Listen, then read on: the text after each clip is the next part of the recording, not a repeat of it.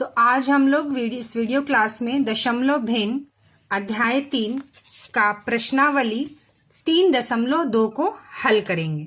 तो देखिए बच्चों, 3.2 में दशमलव दिया हुआ है, दशमलव संख्या है, उसे हमें गुना करना है। क्या करना है? गुना करना है बच्चों। तो देखिए मैंने यहाँ पे प्रश्न लिखा हुआ है और पहले प्रश्न के बाद यहाँ दूसरा, तीसरा, चौथा 5 प्रश्न दिए गए हैं इसमें। तो चलिए इसको हल करते हैं। पहला प्रश्न है गुणनफल हल कीजिए। ठीक है, तो देखिए 5.4 में 0.4 का गुना करना है। तो एक तो तरीका यह है कि हम इसमें ऐसे गुना करते हैं, 5.4 में 0.4 का हमें गुना करना है। तो 4 चौका 16, एक लगा हाथ में, 4 पचे 20, 1 21। ठीक है, और 0 4 0 0 में 5 का गुना 0, तो ये आ गया 6 1 2 216। अब देखिए यहां दशमलव के बाद एक संख्या है, यहां दशमलव के बाद एक संख्या है, यानी 1 और 1 2 संख्या। ठीक है, दशमलव के बाद एक संख्या, दशमलव के बाद एक संख्या, यानी कि 2 संख्या है दशमलव के बाद। तो हम दाईं से बाईं की ओर संख्या को गिनते हुए 1 2 यहां पर दशमलव लगाते हैं, 2.16। ठीक है, तो हम यहाँ पे लिखते हैं क्या? 2.16 इन दोनों को गुना करके। और सिंपल, अगर हमें इतना गुना ना करना पड़े और हम कम समय में ज्यादा जल्दी कर लें, तो इसके लिए हम क्या करते हैं बच्चों? देखिए यहाँ लिखते हैं 5.4 में 0.4 का गुना करना है। तो हम शून्य वाली संख्या को, जो किनारे वाली शून्य की संख्या पहले या बाद की जो दशमलव की संख्या, तो उसको छोड़कर हम 54 में 4 का गुना करेंगे। ठीक है, दशमलव हटा दिया मैंने, यहाँ का दशमलव हटा दिया और 54 में 4 का गुना करेंगे। तो 54 में जब हम 4 का गुना करेंगे तो 216 आएगा। तो हम यहाँ लिखेंगे 216। और दशमलव के बाद एक संख्या और इधर दशमलव के बाद एक संख्या, यानी दशमलव के बाद दोनों को मिला के कितनी संख्या? 2 संख्या है। तो हम दाईं से बाईं की ओर, ठीक है, बायां है इधर और ये दायां है, तो हम दाईं से बाईं की ओर संख्या को गिनेंगे, 2 संख्या, उसके बाद हम दशमलव लगाएंगे, तो 2.16। इस तरह से भी कर सकते हैं, इस तरह से भी कर सकते हैं और इस तरह से भी आप कर सकते हैं। दूसरा है जैसे 432 में हमें 2 से गुना करना है। मैंने 0 और दशमलव को छोड़ दिया, जो संख्या है उससे मैंने डायरेक्ट ऐसे लिख दिया। तो इसको गुना करिए, 2 दूनी 4, 2 त्रिका 6, 2 चौका 8, 864। ठीक है, अब क्या करेंगे? देखिए यहाँ पे लिखेंगे हम 1 2, दशमलव के बाद 1 2 संख्या है, यहां दशमलव के बाद 1 2 संख्या है, यानी 2 संख्या इधर दशमलव के बाद, 2 संख्या इधर दशमलव के बाद, हो गया कुल 4 संख्या। तो हम दाईं से बाईं की ओर 4 संख्या के बाद दशमलव लगाएंगे। तो देखिए यहाँ पे 1 2 3 ही संख्या है और हमें 4 संख्या के बाद दशमलव लगाना है। तो हम क्या करते हैं? दाएं से बाएं की ओर चलते हैं और 4 संख्या अगर नहीं है तो हम आवश्यकता अनुसार 0 को यहां लिखते हैं। तो अब देखिए मैंने 8 के पहले 0 लगा दिया, किसी भी संख्या के पहले 0 लगा दिया। ठीक है, तो 8 के पहले मैंने 0 लगा दिया और मैंने इसे 4 संख्या बना दिया। ये नियम है दशमलव को लगाने का। ठीक है, तो हमने 4 संख्या को गिना दाईं से बाईं की ओर, लेकिन ये 3 संख्या था और हमें 4 संख्या चाहिए। तो हम क्या करेंगे? जब दाईं से बाईं की ओर घूमेंगे तो बाएं की ओर हमें 0 लगा के उतनी संख्या बनानी होती है। तो ये हो गया आपका 0.0864। तो इसको आप लिखेंगे 0.0864। ठीक है, तो ये तरीका होता है दशमलव को गुना करने का। तीसरा आइए, 824 में हमें 0 से गुना करना है। हम दशमलव में 0 से क्या करें? आज किसी संख्या, सिर्फ संख्या में 0 से गुना करें, क्या उत्तर आएगा? 0 ही उत्तर आएगा। नेक्स्ट है आइए 15.2, तो मैंने इसे 152 लिख दिया, दशमलव को हटा दिया और इधर कौन सी संख्या? 0 और 2, और ये दशमलव 0 को मैंने हटा दिया और इसे लिख दिया 152 में 2 का हम गुना करेंगे। तो जब हम 152 में 2 का गुना करेंगे बच्चों, तो करीब करीब आ जाएगा 2 दूनी 4, 2 पच्चे 10 का 0, 2 1 2 और 1 लग गया 3, 304। ठीक है, 152 में जब 2 का गुना करेंगे तो आएगा बच्चों 304।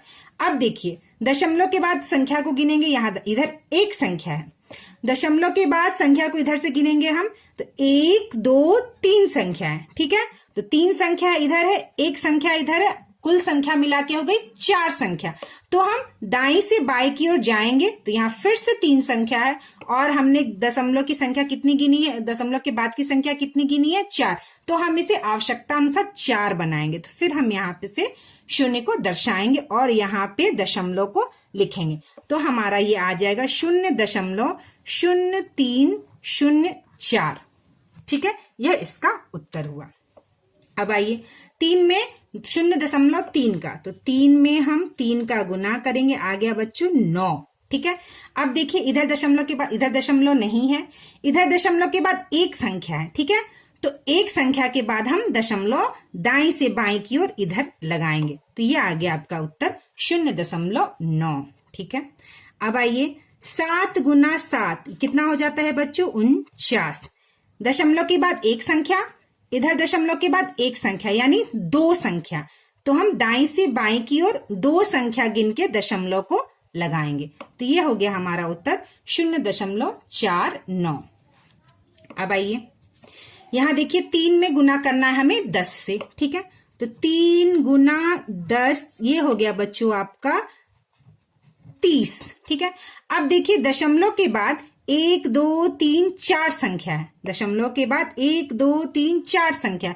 तो हमें दाईं से बाईं की ओर 4 संख्या चाहिए, लेकिन हमारे पास 2 संख्या, तो हम इसे 2 शून्य लगाकर 4 बना दिए, ठीक है। तो 1 2 3 4, तो हमारा ये उत्तर आ गया, दशमलव लगा दिया तो हमारा उत्तर आ गया 0.003, ठीक है।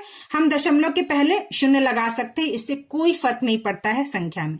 और 3 के बाद किसी भी यहां पर जब कोई भी दशमलव के बाद की संख्या के आगे आप कितने भी शून्य लगाते जाएं, उससे कोई फर्क संख्या पे नहीं पड़ेगा। तो आप 0.0030 लिखे या 0.003 लिखे, दोनों बराबर ही है, ठीक है।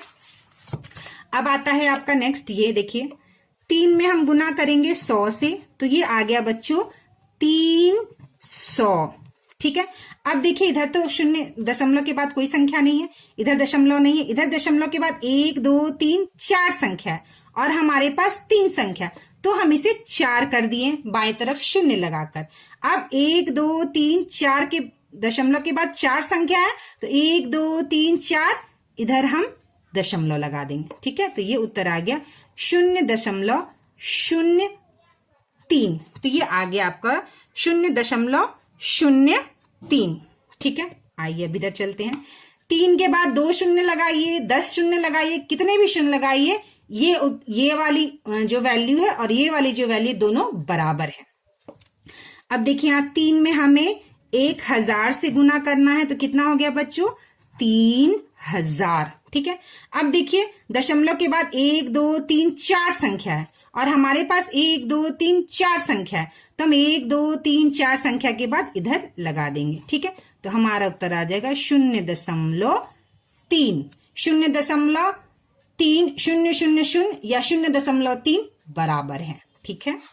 अब आइए 3 में हम जब गुना करेंगे 1 2 3 4 10,000 से, तो कितना आ गया 1 2 3 4, ठीक है। 1 2 3 4 30,000।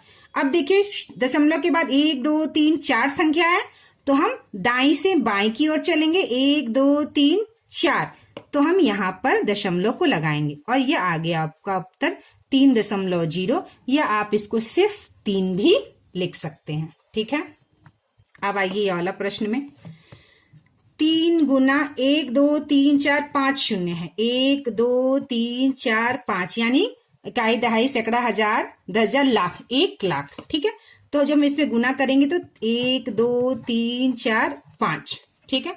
अब देखिए दशमलव के बाद 1 2 3 4 शून्य है, तो हम इधर दाईं से बाईं की ओर चलेंगे, 1 2 3 4 शून्य, यानी 30.000, तो हमारा उत्तर आ गया 30, 30.000 लिखिए या सिर्फ 30 लिखिए, बराबर है, ठीक है।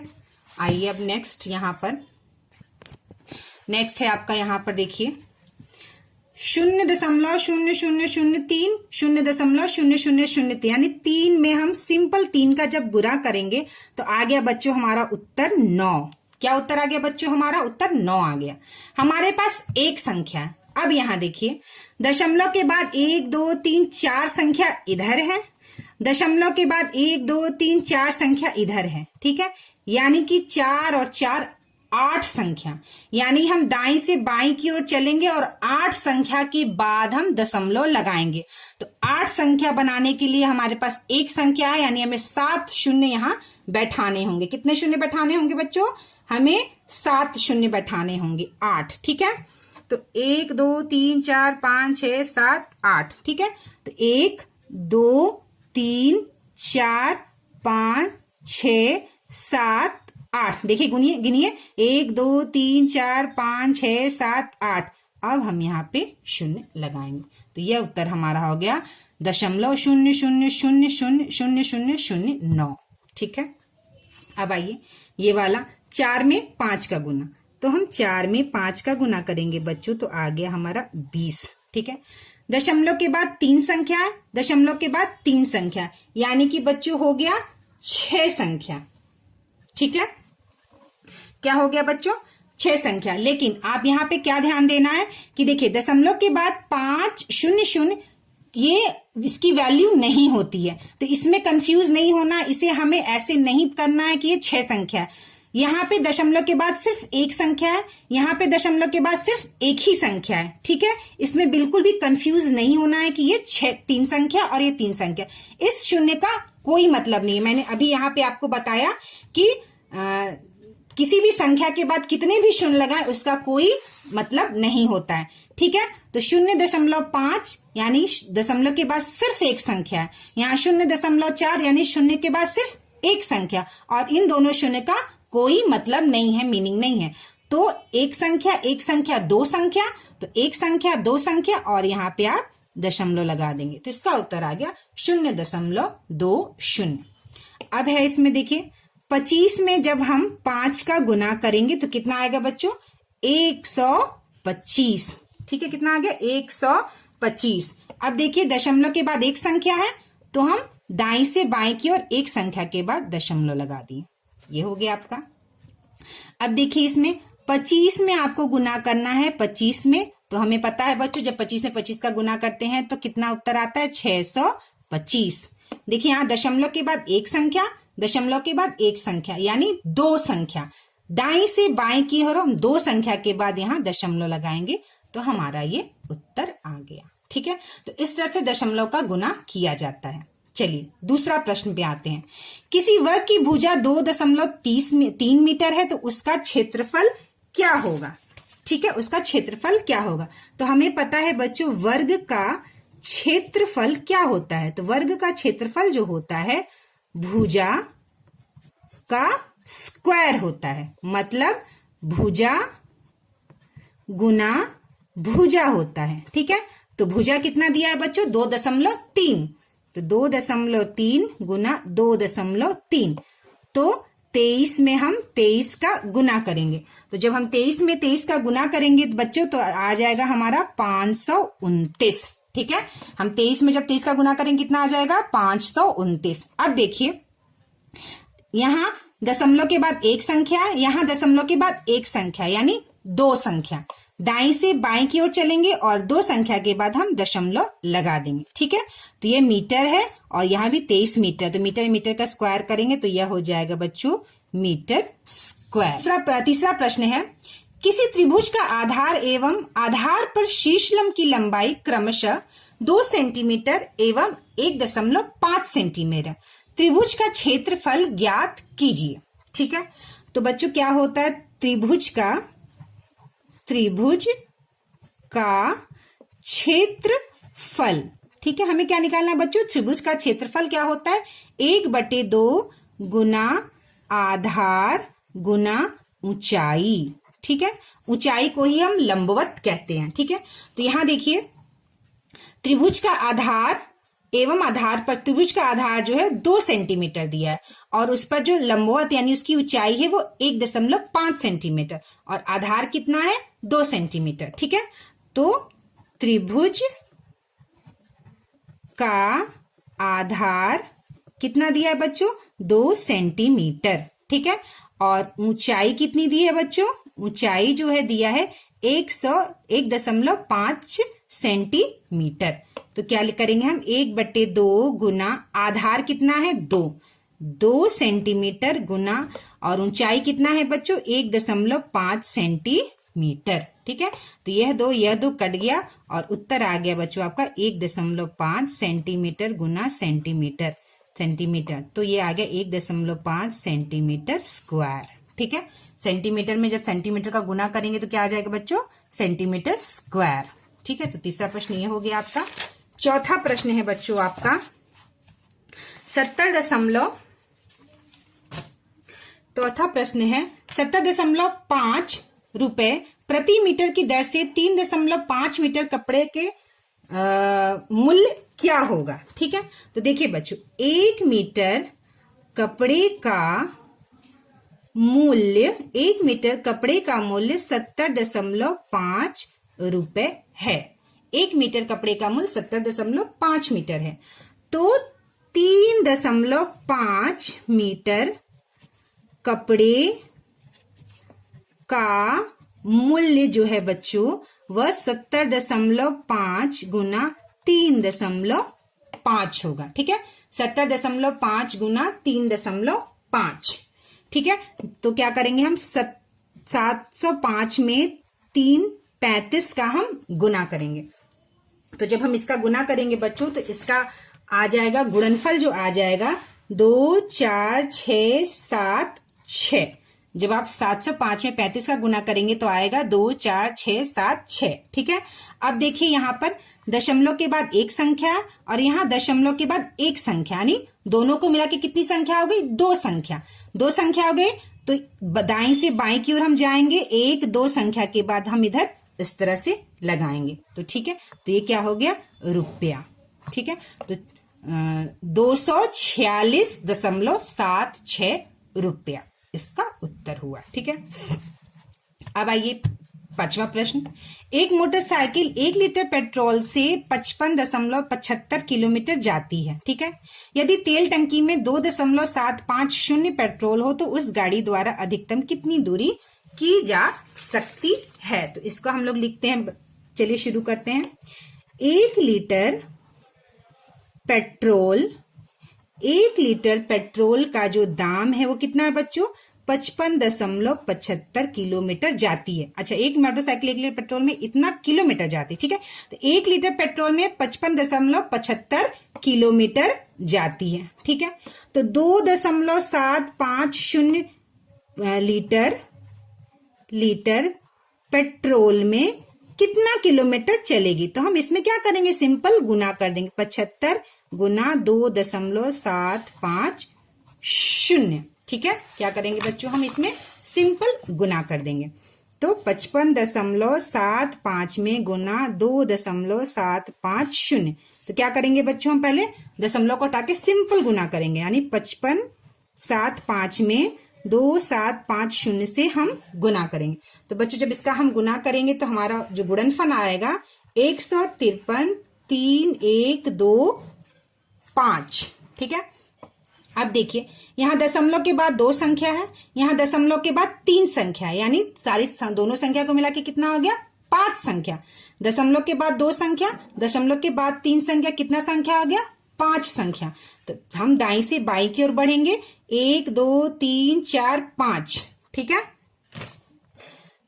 4 संख्या की 5 संख्या। शून्य को हम नहीं गिनेंगे। ठीक है, शून्य को हम नहीं गिनेंगे। तो 1 2 3 4 संख्या को मान के हम चलेंगे। ठीक है, मैंने बताया था शून्य का कोई मतलब नहीं है। तो 1 2 3 4 संख्या, तो हम दाईं से बाईं की ओर चलेंगे, 1 2 3 4 संख्या के बाद हम दशमलव लगाएंगे, यानी 153.3125 किलोमीटर। ठीक है, तो यह आपका 3.2 हल हो गया पूरा। ठीक है, यहाँ पे 153.3125 किलोमीटर। ठीक है, तो ये आज का हमारा यहाँ पर 3.2 पूरा हल हो गया। अब 3.3 हम कल हल करेंगे। अगर वीडियो पसंद आया तो वीडियो को जरूर लाइक करिए, शेयर करिए और चैनल को जरूर सब्सक्राइब करिए ताकि आगे भी आपको इस तरह की वीडियोस मिलते रहें।